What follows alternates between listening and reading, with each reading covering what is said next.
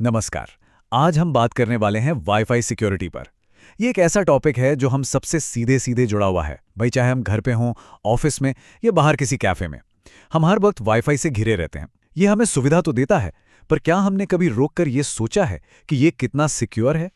तो जरा एक पल के लिए सोचते हैं, जो वायरलेस नेटवर्क हम दिन रात इस्तेमाल करते हैं, क्या वो वाकई में सुरक्षित है? ये सवाल बहुत बहुत ज़रूरी है, क्योंकि एक छोटी सी मामूली सी चूक भी हमारी सारी की सारी पर्सनल जानकारी को बहुत बड़े खतरे में डाल सकती है। तो चलिए आज की चर्चा का रोड मैप देख लेते हैं। सबसे पहले समझेंगे वाईफाई के अदृश्य खतरों को। फिर हम सिक्योरिटी की दुनिया में हुई तरक्की पर नजर डालेंगे। इसके बाद जानेंगे कि हैकर्स आमतौर पर कौन से तरीके अपनाते हैं। और फिर सबसे जरूरी बात, अपने वाईफाई को सुरक्षित बनाने के तरीके सीखेंगे। और आखिर में सारी मुख्य बातों को एक साथ समेट लेंगे। तो चलिए शुरू करते हैं पहले हिस्से से, वाईफाई के वो अनदेखे अदृश्य खतरे जो हमें मिली इस सुविधा के साथ ही आते हैं।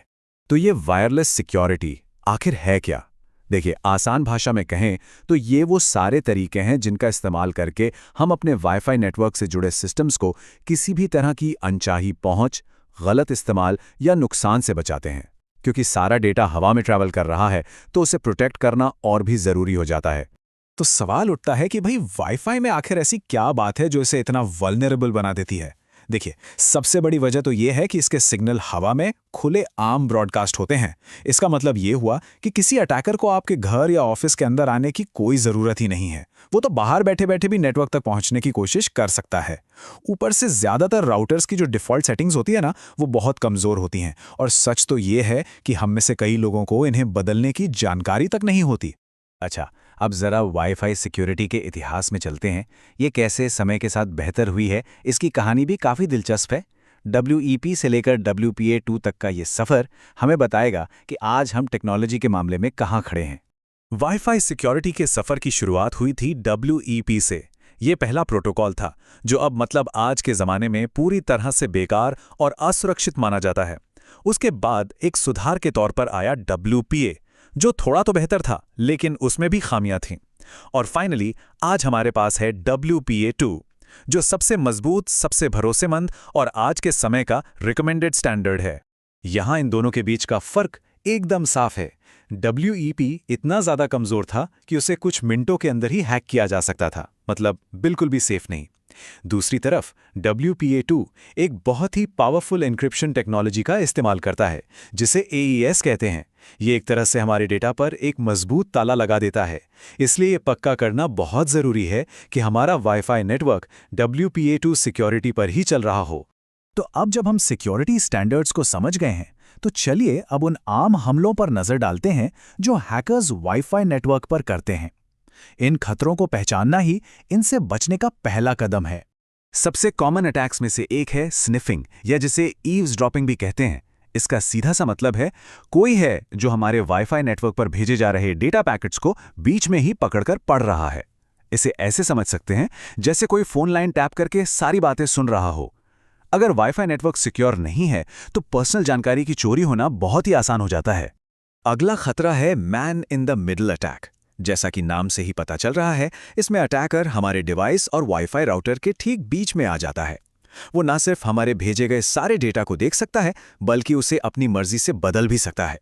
सोचिए, हम अपने बैंक की वेबसाइट पर जाने की कोशिश कर रहे हैं और अटैकर हमें चुपके से एक नकली वेबसाइट पर भेज दे। ये वाकई में एक बहुत ही खतरनाक अटैक है। और फिर आता है रोग एक्सेस पॉइंट। ये एक तरह का धोखा है। ये एक नकली वाईफाई हॉटस्पॉट होता है जिसे हैकर बिल्कुल असली जैसा बनाकर पेश करता है, जैसे कि फ्री एयरपोर्ट वाईफाई या कैफे इंटरनेट फ्री के नाम से। जैसे ही कोई अनजाने में इसे कनेक्ट करता है, हैकर उसकी सारी एक्टिविटी पर नजर रख सकता है और उसकी जानकारी चुरा सकता है। लेकिन इन सभी खतरों के बारे में जानकर घबराने की जरूरत नहीं है। अच्छी खबर यह है कि इनसे बचने के तरीके मौजूद हैं। तो चलिए अब बात करते हैं उन ठोस कदमों की जिन्हें उठाकर हम अपने डिजिटल स्पेस को, अपने वाईफाई को सुरक्षित बना सकते हैं। घर के वाईफाई को सेफ बनाने के लिए ये 6 स्टेप्स बहुत काम के हैं। पहला, हमेशा WPA2 एन्क्रिप्शन ही चुनें। दूसरा, राउटर का जो डिफ़ॉल्ट पासवर्ड होता है ना, जैसे एडमिन या पासवर्ड, उसे तो तुरंत बदल डालिए। तीसरा, अपने वाईफाई का नाम, जिसे SSID कहते हैं, उसे भी बदल दें। चौथा, राउटर का फायरवॉल हमेशा ऑन रखें। पांचवा, मैक फिल्टरिंग का इस्तेमाल करें, जिससे सिर्फ हमारे चुने हुए डिवाइस ही नेटवर्क से जुड़ पाएंगे। और आखिर में एक सिंपल सी आदत, जब वाईफाई इस्तेमाल ना हो रहा हो तो राउटर को बंद कर दें। ये छोटे छोटे कदम सिक्योरिटी को कई गुना बढ़ा देते हैं। और हाँ, एक मजबूत पासवर्ड की अहमियत को कभी भी कम नहीं समझना चाहिए। एक अच्छा पासवर्ड कैसा होता है? वो कम से कम 15 कैरेक्टर्स का हो, उसमें बड़े छोटे अक्षर, नंबर्स और सिंबल्स सबका मिक्सचर हो, और इसे कुछ कुछ महीनों में बदलते रहना एक बहुत ही अच्छी आदत है। एक बात हमेशा याद रखनी चाहिए कि अच्छी वाईफाई सिक्योरिटी सिर्फ एक चीज पर डिपेंड नहीं करती। इसके 3 मजबूत स्तंभ हैं। पहला है मजबूत इंक्रिप्शन, जो इसकी तकनीकी बुनियाद है। दूसरा है एक्टिव मॉनिटरिंग, यानी खतरों पर नजर रखना।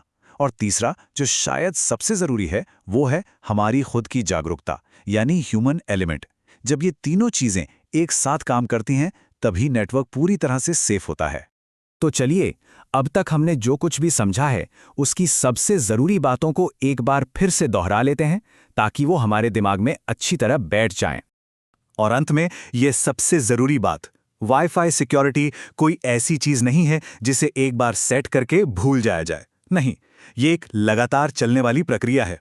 इसमें सही कॉन्फ़िगरेशन, लगातार निगरानी और हमारी अपनी जागरूकता सब कुछ शामिल है। याद रखिए, हमारी ऑनलाइन दुनिया की सुरक्षा हमारे ही हाथों में है।